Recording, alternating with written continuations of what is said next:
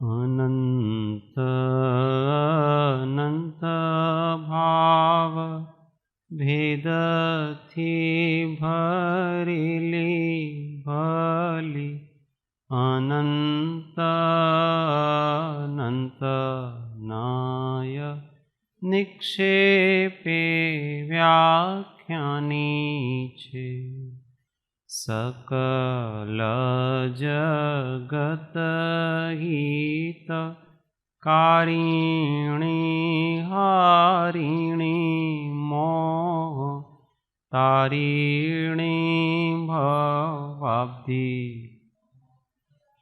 चारिणी प्रामाणी छे उपमा आप्यानी जेने तमारा खवीते व्यर्थ आपवाथी निज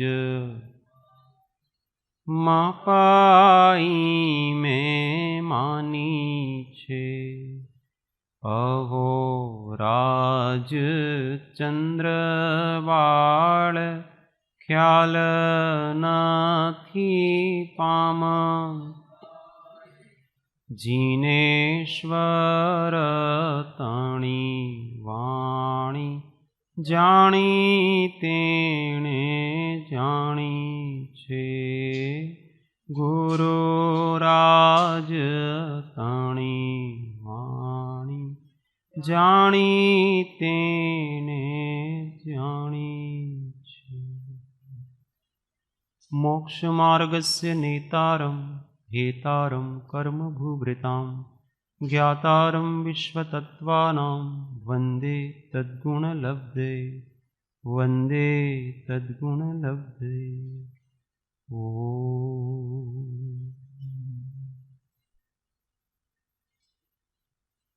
जय जिनेन्द्र जय श्री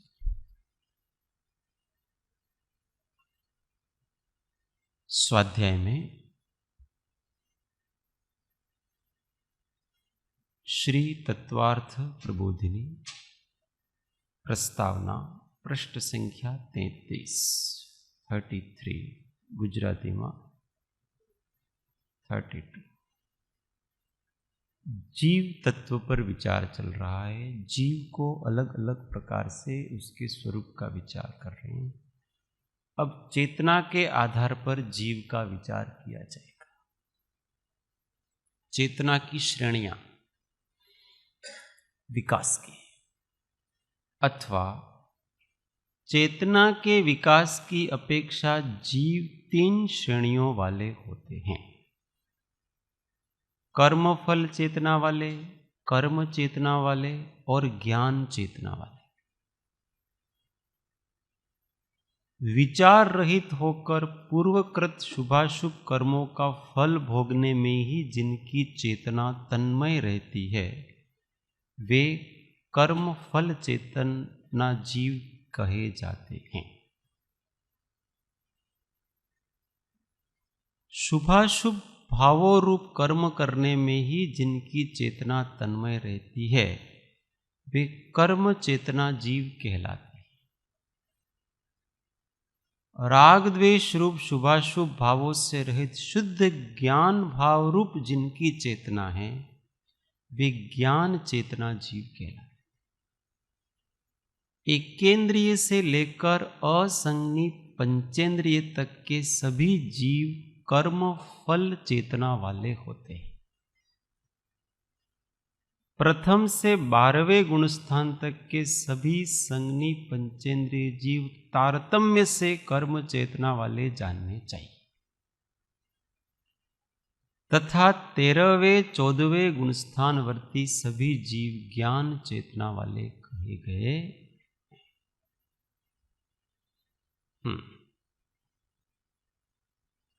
बधाने समझाएगी, कुछ विशेष विस्तार करने की जरूरत नहीं है। जिसको समझना नहीं हो उसको तो कुछ नहीं आगे बढ़ाओ, और जिसको समझ में आ गया उसको भी कुछ नहीं आगे। तो चेतना किसको कहते हैं? पहला प्रश्न, फिर आगे बढ़ेंगे।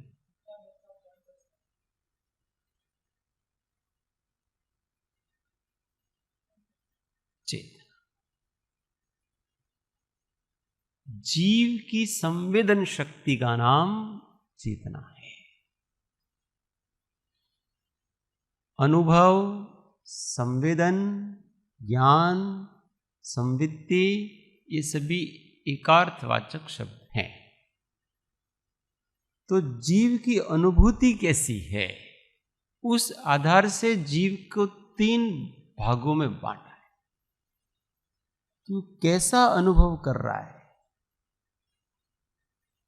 तो उसमें पहला है कर्म फल चेतना। जो कर्म का फल है, सुख दुख, बस उसी की अनुभूति कर रहा है, और भी कोई करने धरने के विचार नहीं है। उसका फल है, उसी को भोग रहा है।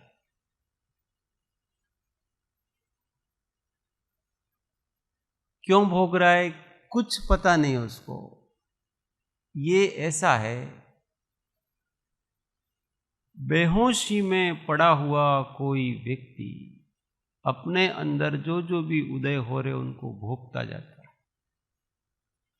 अथवा किसी व्यक्ति को जेल में बंद कर दिया है, अंग्रेजों ने बंद कर दिया, फिर उसको कोड़े मारते हैं, कोड़े मार करके खून निकल जाता है, फिर उसके ऊपर नमक मिर्ची लगाते हैं।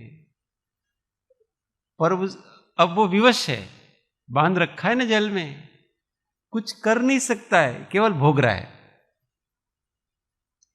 अपने कर्म का फल वो जितने साल तक जेल में होगा उतने साल तक वो कर्म का फल ही भोगेगा। मैं इस कर्म के से निवृत्त हो जाऊं ऐसी भावना भी नहीं है, केवल भोग रहा है, बस क्या कर। तो ये निगूढ़ या जीव वगैरह एकेंद्रिय से लगा करके सभी अपने कर्म फल को ही भोग रहे हैं। भोगना ही है, नया करना कुछ नहीं है वहां। बुद्धिपूर्वक नया कुछ भी नहीं किया जा रहा है, केवल पूर्व में जो किया है उसको भोगा जा रहा है। वहां ऐसी संज्ञा, ऐसा संवेदन भी नहीं है, यार मैं इतना दुख भोग रहा हूं तो अब तो कुछ ऐसा करूं कि कम से कम ये दुख नहीं मिले। अथवा इतना ज्ञान तो बहुत दूर की बात है कि ये जो दुख है उसको दूर करने का प्रतिकार तो करूं कम से कम। ऐसा प्रतिकार करने की भी भावना नहीं है वहां। निगोदिया जी, ये पेड़ हैं, इन पेड़ों को कोई काटे तो वो काटता है, उसका दुख सहन कर लेता है, परंतु उसको ऐसा नहीं होता है कि मैं इसका प्रतिकार करूं। प्रतिकार करने की कोई बुद्धि सूझती नहीं है उसको। बालक होता है ना, कल चर्चा की थी कि उसके नाक से वगैरह से हमेशा वो गंदगी बहती रहती है, तो फिर मक्खियां वगैरह आ जाती है। तो मक्खियां बैठी हैं, नाक पे बैठी हैं, मुंह पे बैठी हैं, होठों पे बैठी हैं, उसको तकलीफ भी हो रही है, पर उसको ऐसा नहीं हो रहा है कि यार मैं मेरी तकलीफ दूर करूं, इस हाथ को उठा करके यहां रखूं, और उस हाथ से इतना संज्ञान भी नहीं है। ये कर्म फल चेतना वाले सहन करता रहेगा, और सहन भी कोई बुद्धिपूर्वक नहीं कर रहा है, समता भाव से नहीं कर रहा है, परेशान होकर के कर। इसके अलावा कोई मार्ग सूझता नहीं। इसको कर्म फल चेतना वाले, जिनके मन नहीं होता है वो इस प्रकार से कर्म फल चेतना, क्योंकि वहां सोच विचार नहीं है कुछ, तो इतनी बुद्धि भी नहीं होती है कि इसका प्रतिकार किया जाए। बस संस्कार वश जो प्रतिकार करने होता है वो होता है, बाकी तो बुद्धिपूर्वक कोई प्रतिकार किया जाता। कुछ प्रतिकार संस्कारवश भी होता है, वो इन पेड़ पौधों में भी होता, वो संस्कारवश है, संज्ञावश है। कैसे? आप कोई पेड़ लगाओ तो ऐसे ऊपर नीचे आगे पीछे फैलेगा। अब आप एक साइड में कुछ ऐसी चीज अवरोध खड़ा कर दो, तो वो जो पेड़ है वो उस तरफ झुकेगा, उस साइड में नहीं जाएगा, उसकी डालियां उधर झुक जाएगा। उसको अबुद्धिपूर्वक ऐसा है कि यहां मेरे लिए कुछ बाधाकारी वस्तु है, ऐसा उसका अबुद्धिपूर्वक का ऐसा संज्ञान है। बुद्धिपूर्वक का ऐसा कुछ भी नहीं। ये संज्ञान तो कर्म फल चेतना वाले जीव को भी होता है, बाकी बुद्धिपूर्वक ऐसा नहीं है कि मेरे लिए कोई अवरोध है वगैरह इसलिए मुझे ऐसा करना चाहिए, नहीं, ऐसा नहीं। तो ये कर्म फल चेतना वाले जीव कहलाते हैं। ये कर्म फल चेतना वाले सभी जीव, अज्ञानी जीव सभी कर्म फल चेतना वाले, ऐसा समझना चाहिए। दूसरे हैं कर्म चेतना। कर्म फल चेतना वाला केवल भोगता है, अब कर्म चेतना वाला करता है। क्या करता है? कि बुद्धिपूर्वक मन से विचार पूर्वक शुभाशुभ भाव करता है। वहां तो शुभाशुभ भाव जो पहले किए थे उसका फल भोग रहा है, नए बुद्धिपूर्वक नहीं कर रहा है। अब बुद्धिपूर्वक जो हो रहे हैं वो तो हो ही रहे हैं। यहां पर अब बुद्धिपूर्वक कर रहा है, उसको दिमाग मिला है, तो अब उसकी मति जिस प्रकार से चलती है उस प्रकार से शुभाशुभ भाव वो करता है। कभी पाप भाव करता है, कभी पुण्य भाव करता है, पर कुछ न कुछ अपनी बुद्धि से, अपने मन से कर रहा है। उसका नाम कर्म चेतना कहलाता है। कर्म चेतना वाला जीव हमेशा शुभाशुभ विचारों में खोया रहता है।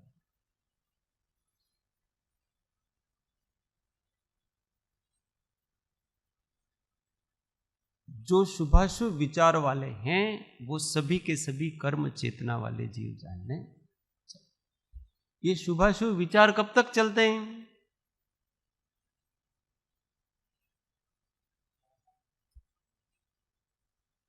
अशुभ विचार कब तक चलते हैं? छठा गुण स्थान तक, क्योंकि वहां अर्थ ध्यान बताया गया। शुभ विचार कब तक चलते हैं? तो कषाय सहित के जो शुभ विचार हैं वो तो 10वें गुण स्थान तक चले, क्योंकि वहां कषाय अंश बाकी है। 11वें और 12वें गुण स्थान में मन जीवित है, इसलिए वहां विचार चल रहा।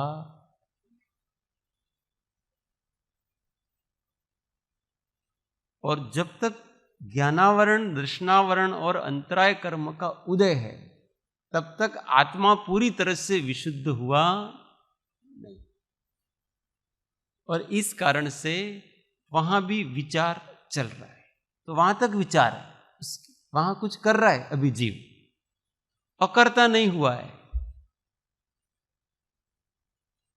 वहां अभी इसकी बुद्धि चल रही है, श्रुत चल रहा है सारा, तो वहां भी कुछ कर रहा है।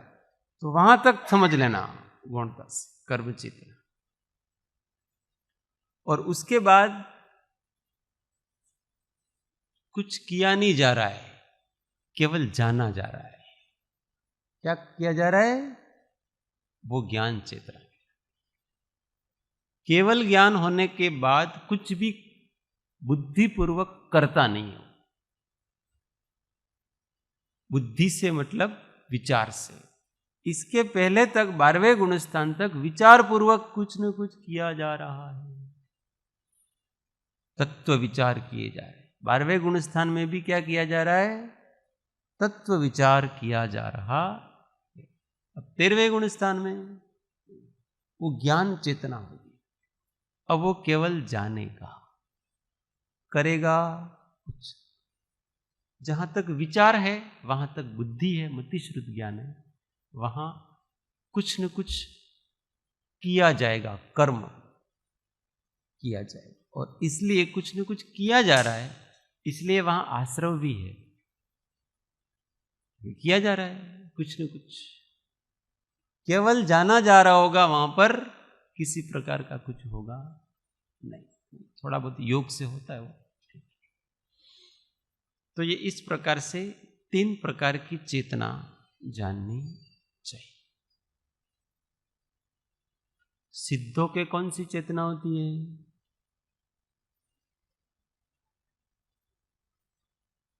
सिद्धों के कौन सी चेतना होती है? ज्ञान चेतना।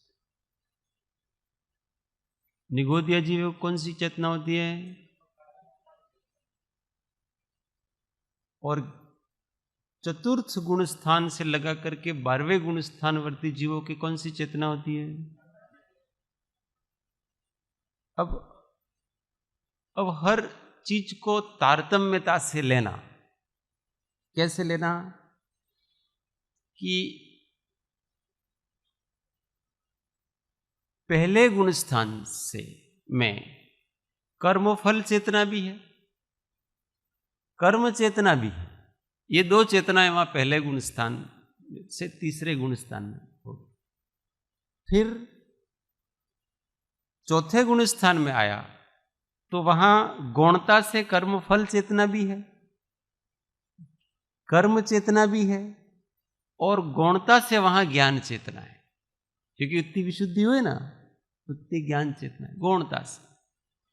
फिर ज्ञान चेतना बढ़ रही है, कर्मफल चेतना कम होती जा रही है, कर्म चेतना भी कम होती जा रही है, और ज्ञान चेतना अब धीमे धीमे धीमे धीमे धीमे धीमे धीमे धीमे बढ़ती जा रही है। ऐसे तारतम्यता से सब चीजों को गुण स्थान से जानना चाहिए। थोड़ा सा भी स्वभाव का उघाड़ होता है तो वहां से ज्ञान चेतना चालू हो गई। श्रद्धा में वो अकर्ता हो गया, श्रद्धा में वो अभोक्ता हो गया, श्रद्धा में वो ज्ञाता हो गया। इसलिए 3 चेतनाओं को एक एक शब्द में कहना है तो भोक्तापने का नाम कर्मफल चेतना, कर्तापने का नाम कर्म चेतना, और ज्ञातापने का नाम ज्ञान चेतना। तो आगे आगे के गुण स्थानों में 10वें गुण स्थान तक तो ये सब चलेंगे 12वीं तक, और फिर केवल ज्ञान चेतना रह जाती है आगे की।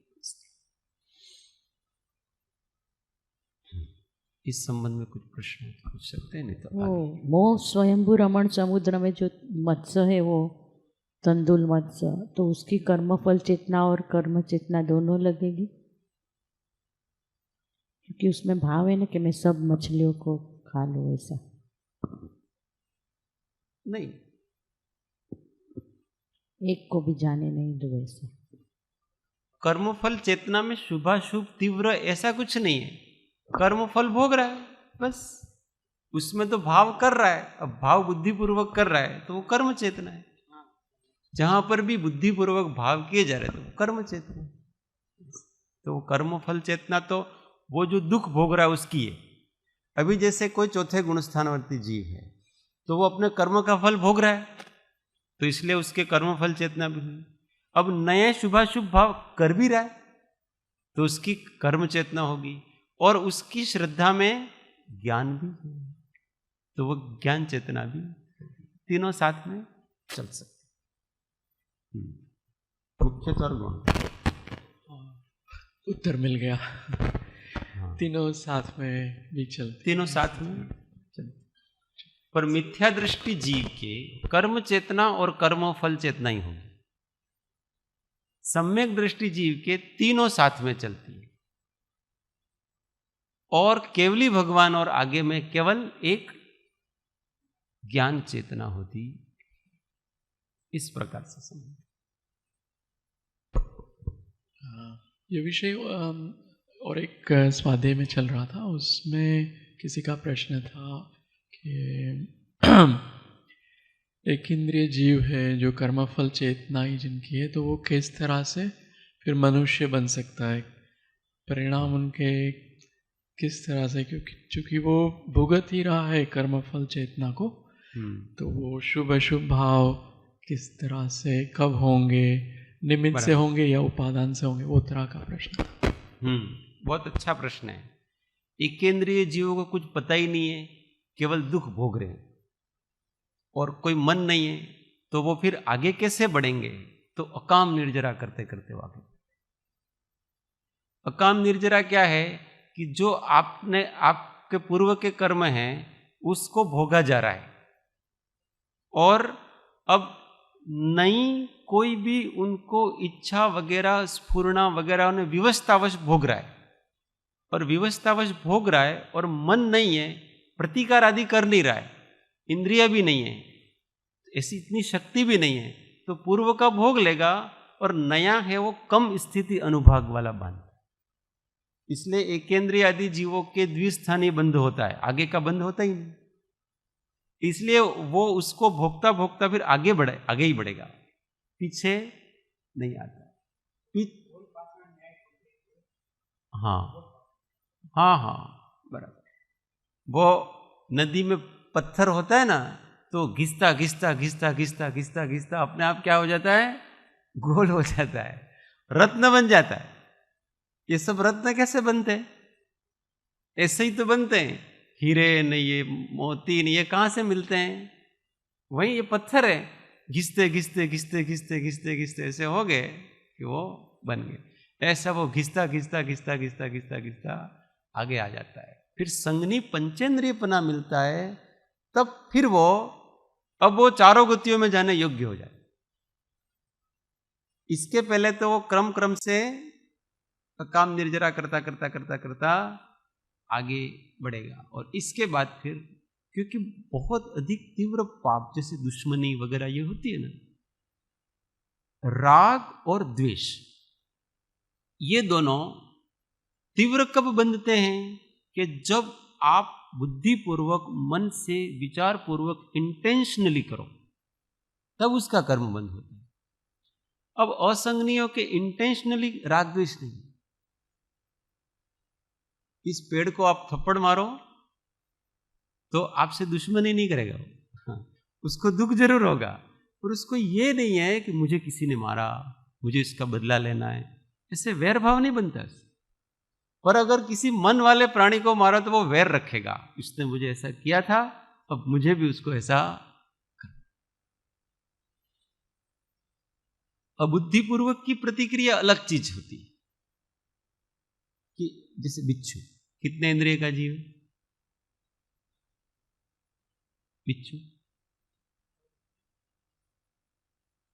बिच्छू की केवल 3 इंद्रियां होती है। देखो, 4 इंद्रिय और 3 इंद्रियों में फर्क करना है ना, तो क्या फर्क करना? जिसके पंख होते हैं ऐसे कीट पतंगे, वो 4 इंद्रिय वाले, मच्छर, भौरा, मधुमक्खी, इन सब के पंख वो उड़ सकते, ये सब 4 इंद्रिय वाले। और जो रेंगते हैं ऐसे कीट पतंगे, वो 2 इंद्रिय वाले, जैसे चींटी, मकोड़ा, बिच्छू। बिच्छू उड़ता नहीं, उड़ने वाले बिच्छू होते हैं नहीं, 3 इंद्रिय होते हैं। अब बिच्छू को आप स्पर्श कर दो, वो डंक मारता है कि नहीं? तो वो डंक मारता है तो वो इंटेंशनली अपने को हानि पहुंचाने के लिए नहीं मार रहा है, उसको कोई अपने से दुश्मनी नहीं है, उसको खुद को तकलीफ हो रही है। खुद को तकलीफ हो रही है तो अपने आप उसकी सुरक्षा करने वाले अंग से वो अपनी प्रतिक्रिया करे। आपसे दुश्मनी नहीं बंधी उसकी, और आप उसको मार भी दोगे तो आपसे इंटेंशनली कोई दुश्मनी नहीं है उसकी, वो तो केवल उसकी रक्षा करे। पर आप किसी इंसान को अथवा किसी संगनी पंचेंद्रिय को, जैसे सांप है, अब वो देख रहा है कि देखो ये मेरे जोड़ीदार नागिन है, उसको मार रहा है, और वो बदला लेगा कि इसने मेरे मित्र को मारा, वो बदला ले सकता है, कुत्ता बदला ले सकता है, इंसान बदले की भावना ले सकता है। ये जो इंटेंशनली राग द्वेष होते, ये मन मिलने के बाद ही, इसके पहले तो वो राग द्वेष इंटेंशनली होते नहीं है, अबुद्धिपूर्वक के जो चल रहे हैं। इसलिए अधिक कर्मबंध मन वाले जीव ही करते हैं, और कर्म से मुक्त भी वो ही हो जाते हैं।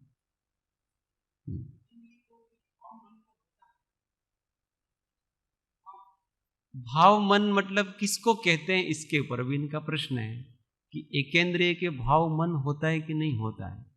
तो भाव मन की भाव होते हैं, भाव मन होना ऐसा नहीं कह सकते, क्योंकि मन एक अलग संरचना है, मन एक अलग वस्तु है, संकल्प विकल्प करना इस प्रकार की।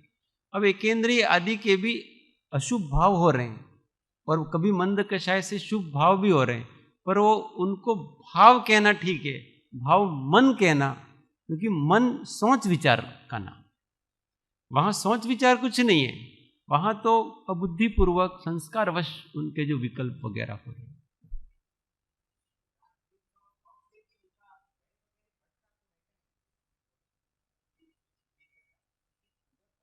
बढ़ता नहीं है, कम हो रहा है, इसलिए आगे बढ़ेगा। असंगनियों के स्थावर वगैरह है, उसके बढ़ता नहीं है, उसके निरंतर उसके कर्म क्षीण हो रहे हैं, तो इसलिए वो आगे बढ़ता जाता है। कारण यह है कि किसी भी कर्म को तीव्र होने के लिए योग चाहिए और वैसा सामर्थ्य चाहिए। वीर्यांतरा कर्म का क्षोभक्षम चाहिए, ज्ञानावरण का भी क्षोभक्षम चाहिए, और ऐसी साधन सामग्री, इंद्रियां वगैरह, भोग सामग्री भी चाहिए। अब उनके पास जो भी कुछ अंदर भाव होते हैं, सभी विषयों को भोगने की वासना है उसके अंदर। निगोदीय जीव में भी, एकेंद्रिय जीव, परंतु भोगने के लिए कोई साधन तो चाहिए ना। मुझे किसी को थप्पड़ मारनी तो हाथ चाहिए, हाथ नहीं है तो क्या करेगा? अब किसी के 2 हाथ काट दो, अब वो क्या करेगा? अरे यार, अपन अब किसी को नहीं मार सकते, इसलिए अपने को ऐसे भाव भी नहीं करना। भाव भी हो तो वो अंदर के अंदर समाहित हो जाता है, साधन नहीं है। तो उनकी इंद्रियां नहीं है, तो विषयों को ग्रहण करे ऐसी इंद्रियां नहीं है, केवल एक इंद्रिय है। उस एक इंद्रिय से तो केवल एक ही विषय ग्रहण किया जा सकता है, बाकी के विषय ग्रहण, इसलिए उनका मन मरा हुआ है। मरा हुआ मतलब वो निश्चेष्ट अवस्था, इसलिए आगे के कर्म बांधते भी नहीं। कर्म की तीव्रता तब होती है, भाव की तीव्रता, कि जब आपके मन में पहले पैदा हुआ, अंदर पहले उदय हुआ। अब उस उदय को तीव्र करने के लिए योग चाहिए, केवल उपयोग से वो आगे नहीं बढ़ेगा, योग चाहिए आपको, फिर वो आपके योगों में आएगा। आपके पास योग हैं तो फिर वो बढ़ेगा, नहीं तो बढ़ेगा ही नहीं। तो इसलिए इनके अकाम निर्जरा होती है। जल में किसी व्यक्ति को डाल दो तो काम निर्जरा ऐसे होती है। अब उसको सभी संसार के सभी सुख भोगने की इच्छा है, और उसको पता है कि मेरे को 10 साल तक यहीं रहना है, उसको कोई भोग की सामग्री नहीं है, उसका मन मर जाता है, और 10 साल तक वो उसके पूर्व कर्म भोग के आता है, बाद में जो करना वो करता है। ऐसे अकाम निर्जरा विवशतावश अपने को रोके रखना, ये अकाम निर्जरा कहना। तो इनके भी, एकेंद्रिय आदि के भी विवशतावश अपने आप को रोके रखे, भाव ही स्फुरित नहीं होता। बहुत अच्छे तत्व बिंदु बोध मिले, बहुत सारे। और एक इसमें बिंदु जो है ना, वो जो प्रश्न था ना, वो जैसे भरत महाराजा के 999 पुत्र, वो नहीं, हाँ, तो वो नित्य निगोद से बाहर आए थे।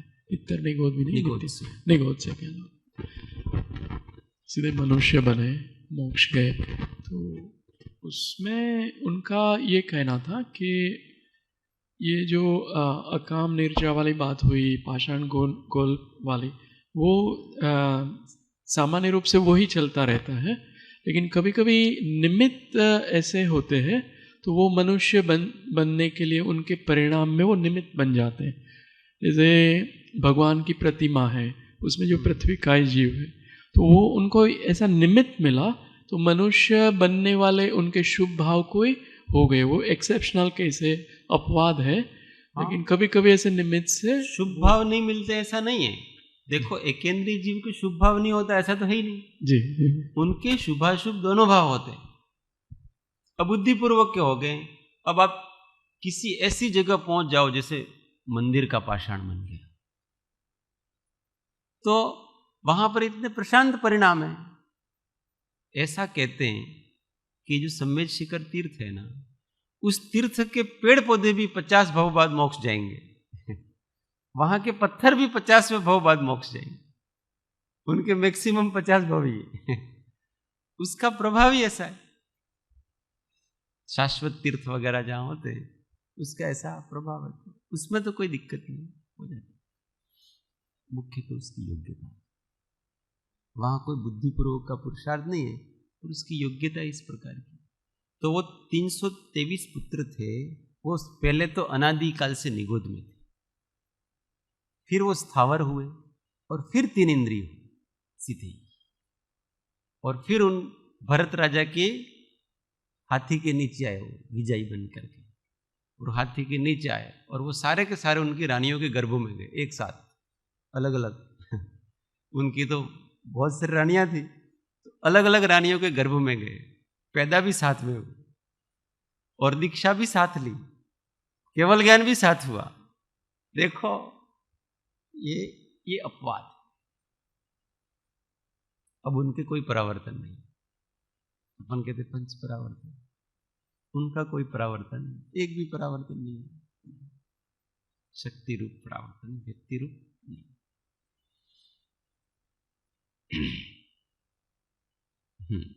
अब इस संबंध में कुछ प्रश्न? अब इसी को आगे कहते हैं, अथवा इसी के आधार से। किसके आधार से? चेतना के आधार से। बहिरात्मा, अंतरात्मा और परमात्मा, ऐसे 3 भेद प्रकारांतर से जानने चाहिए। ये इसी का संदर्भ में इसलिए पढ़ लेते हैं। बहिरात्मा, अंतरात्मा और परमात्मा। अब उसका विश्लेषण करते हैं। बाह्य पदार्थ मेरे सुख दुख के कारण हैं, ऐसी मिथ्या मति से जिनका उपयोग इंद्रिय और मन के द्वारों से अपने से भिन्न बाह्य जड़ चेतन पदार्थों को जानने, देखने, अनुभव करने में रुचिवान होकर लगा रहता है, वे बहिरात्मा जीव कहे जाते हैं। एक एक शब्द पकड़ने का इसमें पहले पढ़ लेते हैं। बाहर का कोई भी पदार्थ परमार्थ से मेरे सुख दुख का कारण नहीं है, मैं स्वयं ही सुख स्वरूप हूं, ऐसी सम्यक मति से जिनका उपयोग परद्रव्यों से उदासीन होकर स्वरूप में रुचिवान होता हुआ स्वसंवेदन करने में ही उद्यमशील रहता है, वे अंतरात्मा जीव कहे जाते हैं।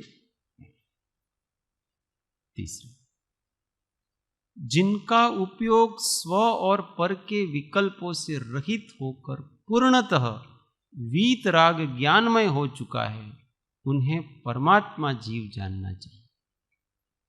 पहले से तीसरे गुणस्थान तक के जीव बहिरात्मा हैं, चौथे से 12वें गुणस्थानवर्ती जीव अंतरात्मा हैं, तथा 13वें 14वें गुणस्थान वाले जीव परमात्मा जानने चाहिए।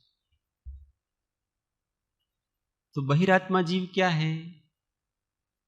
तो उसका लक्षण बताया सबसे पहले कि बाह्य पदार्थ मेरे सुख दुख के कारण हैं, ऐसी मिथ्यामति से कि बाहर का जगत का कोई भी पदार्थ है वो मुझे सुखी करता है, दुखी करता है, इस प्रकार की जिनको मिथ्यामति है, उस मिथ्यामति से क्या होता है? जिनका उपयोग इंद्रिय और मन के द्वारों से, 5 इंद्रियों से और सोच विचार रूप मन से, अपने से भिन्न, अपने से अलग बाह्य जड़ चेतन पदार्थों को जानने, देखने, अनुभव करने में रुचिवान होता है। बाहर के पदार्थों को जानने, यहां रुचिवान शब्द मुख्य है। बाहर के पदार्थों को जानने, देखने, अनुभव करने में प्रॉब्लम नहीं है, परंतु बाहर के पदार्थों को जानने, देखने, अनुभव करने में रुचि लेना प्रॉब्लम यहां है। इसलिए रुचिवान शब्द उपयोग किया, नहीं तो केवली भगवान भी समस्त जड़ चेतन पदार्थों को जानते कि नहीं जानते? सबको जैसे हैं वैसे अनुभव करते। इसलिए जड़ चेतन पदार्थों को, अपने से भिन्न जड़ चेतन पदार्थों को जानने, देखने, अनुभव करने में प्रॉब्लम नहीं, पर उसमें रुचि कि ये मुझे देखना है, इसका मुझे टेस्ट करना है, ये कैसा होगा, ये मैंने कभी नहीं देखा, इसका मैंने अनुभव कभी नहीं किया। इस प्रकार से बाहर के विषयों को जानने में उत्सुकता, रुचि, इसका नाम बहिरात्मपना। जानने में आ जाए उसकी कोई प्रॉब्लम नहीं, वो तो ज्ञान का काम, जानने में आ गया। अभी हम मिठाई खाते हैं तो मीठा स्वाद आएगा कि नहीं, जानेंगे कि नहीं अपन मीठा, पर उसमें रुचि, मीठा स्वाद आना अलग बात है ज्ञान में, और पर मीठे में रुचि होना, और लाओ अच्छा लग रहा है, वो जो सुहावनापन है ना, वो सुहावनापन है, वो रुचिवान, कि उसमें उत्साह जागता है, आत्मा जाग जाता है, वहां अरे यार बड़ा मजा आ गया, मतलब उस मिठास से उसको सुख हुआ। बस प्रॉब्लम वहां है, और वो सुख दुखदायी है।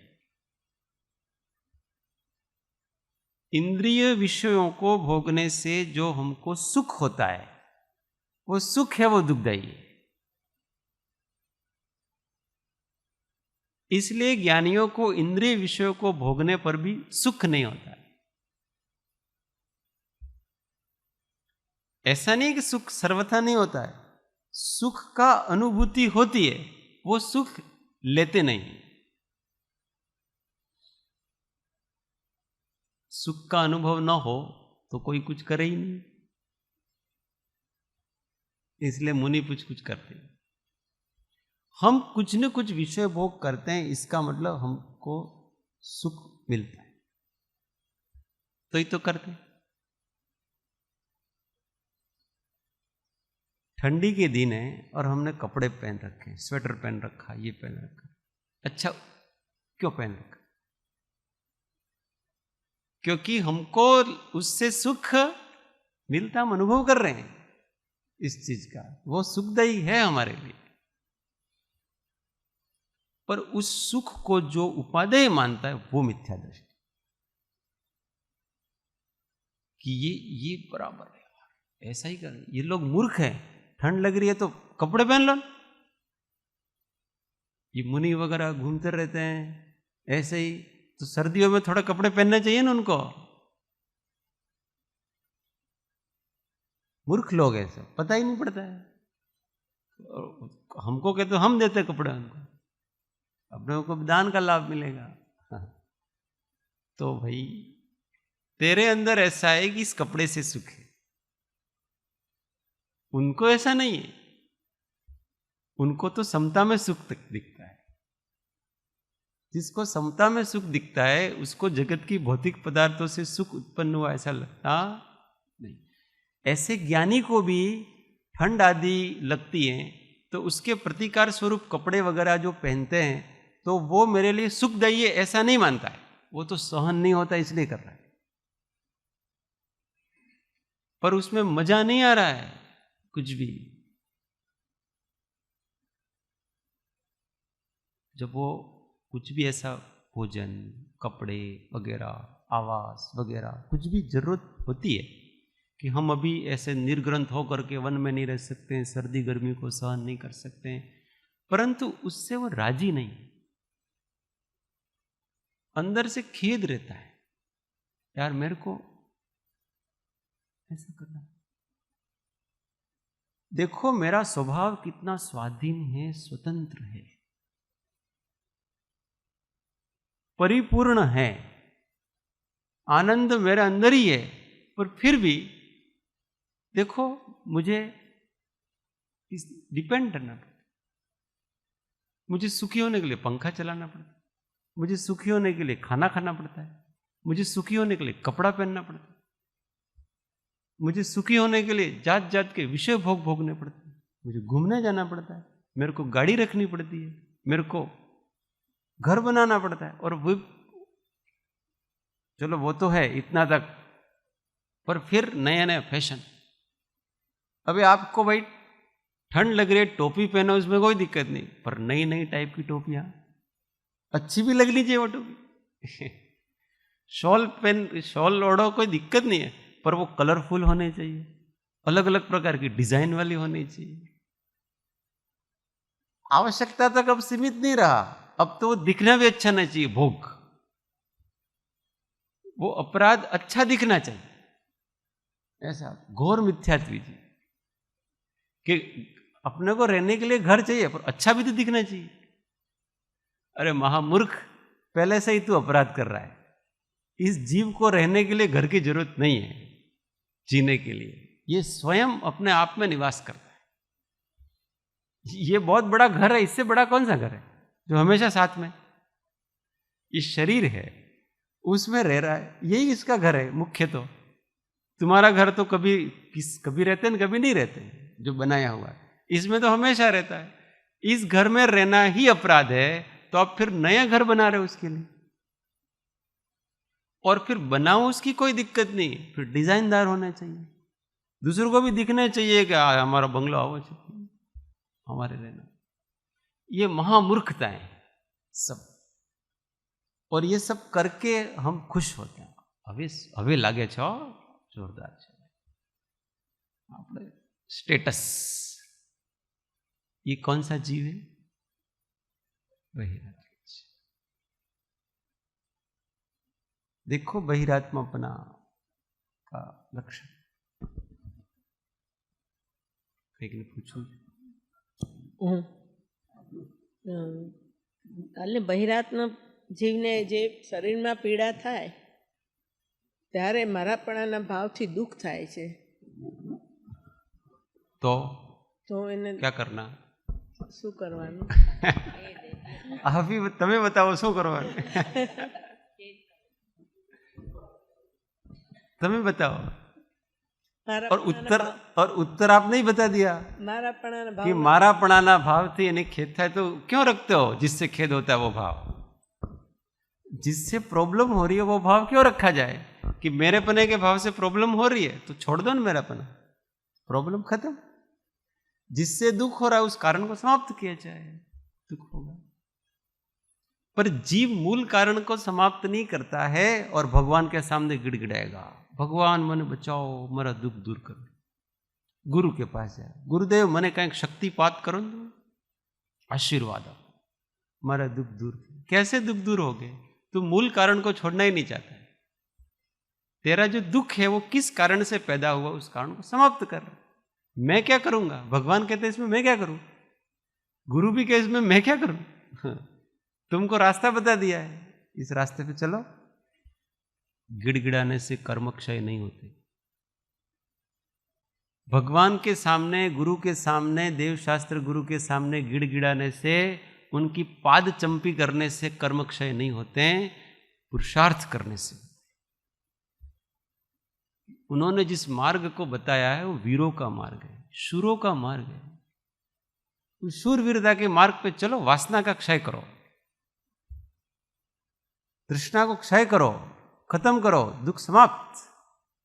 यही कि भगवान के आगे कोई हाथ जोड़ने की जरूरत नहीं, किसी के आगे हाथ जोड़ने की जरूरत नहीं है।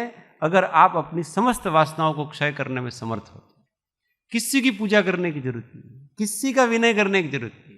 ये थोड़ा कड़क शब्द बोल रहा हूं, कहीं अभिमान ना आ जाए अपने को, विनय रहना ही चाहिए अपने को। परंतु अगर इसलिए तो ध्यान में किसी की पूजा नहीं हो रही, समझ में आ रहा है ना? जब हम उस अवस्था से च्युत हो रहे हैं तभी जाकर के उपासना आती है। पर जब जीव विशुद्ध ध्यान में, वो किसी का विनय नहीं कर रहा है, किसी की उपासना नहीं कर रहा है, किसी के सामने हाथ नहीं जोड़ रहा है, वो तो अपना बल कम पड़ जाता है, शक्ति कम पड़ जाती है, हम वासनाओं के अधीन हो जाते हैं, विषयों के अधीन हो जाते हैं। फिर अपन भगवान के पास जाते हैं, गुरु के पास जाते हैं और वापस चढ़ जाते हैं। और जब हम वापस आत्मा में चढ़ जाएंगे तो वापस गुरु भगवान तो छूट गए, वापस हम स्वाधीन हो। ये विनय भक्ति आदि तब तक ही है जब तक कि हम अपने स्वरूप में स्थित नहीं होते हैं। ये हमारी एक अपेक्षा से दुर्बलता है। जब तक हम दुर्बल हैं तब तक ये सब क्रियाएं होगी, और जब हम सबल बन जाएंगे तब तक ये क्रियाएं नहीं होगी। पर उस सबल बनने के लिए ये जरूरी है।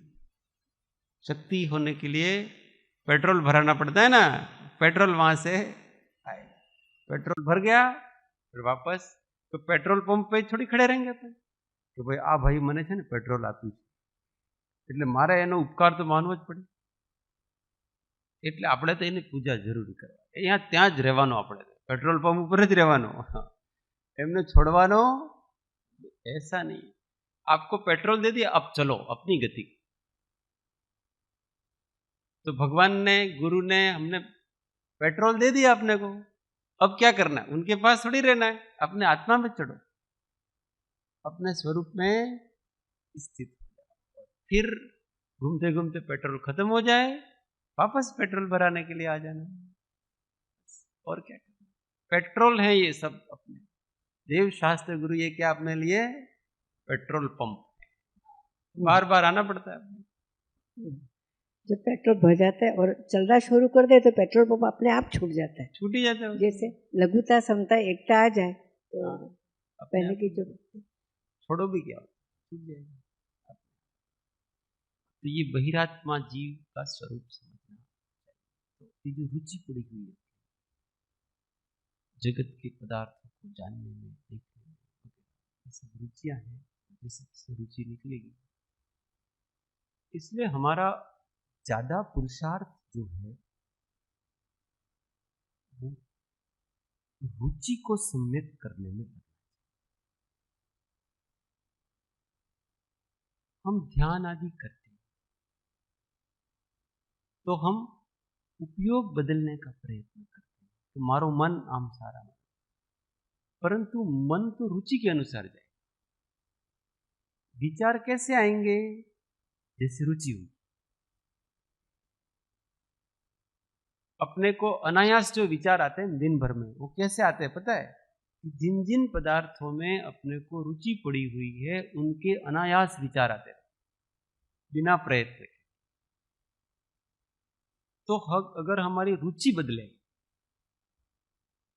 तो हमको उसी के विचार, और रुचि नहीं बदली तो फिर संसार के विकल्प, सांसारिक विकल्प आते हैं। इसका मतलब समझना हमारी रुचि वहां पड़ी हुई रुचि। मुझे वो बार बार मैं कहता हूँ, सोनगढ़ वाले चंपा बहन, उनके ये वचन मुझे बहुत अच्छा कि जीव छे તે रुचि फेरव्या पहला उपयोग फेरवવાનો प्रयत्न करे छे। ये न बनवा जेवी वस्तु। वो ऐसे किसी वस्तु में एकाग्र होना चाहता है। कैसे होगा एकाग्र? विचार तो वही आएंगे जैसी वासना है, वासना के अनुसार विचार आएंगे। आपकी वासना अशुभ में है संसार में, तो संसार के विचार आएंगे। आप कैसे एकाग्र हो सकोगे?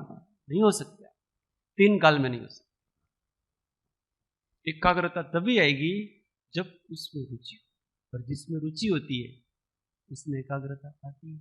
कोई कामी पुरुष होता है, उसको किसी स्त्री को दिखा दो आप, तो उसका एकाग्र हो जाए, उसमें क्यों? रुचि पड़ी।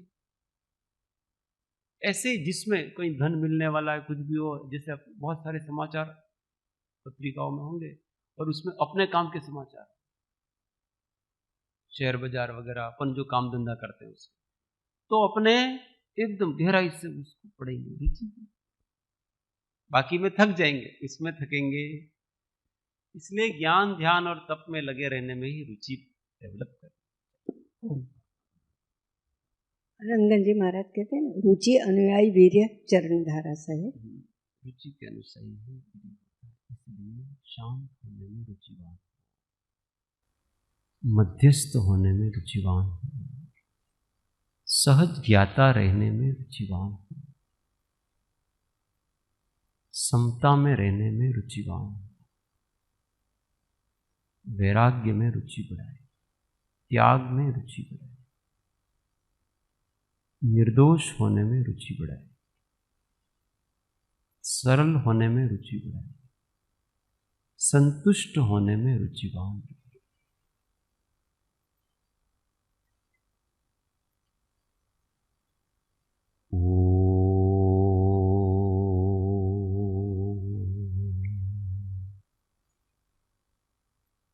जा वाणी के ज्ञान से सूझे लो कालो, सो वाणी मस्तक नमो सदा दे तो दो।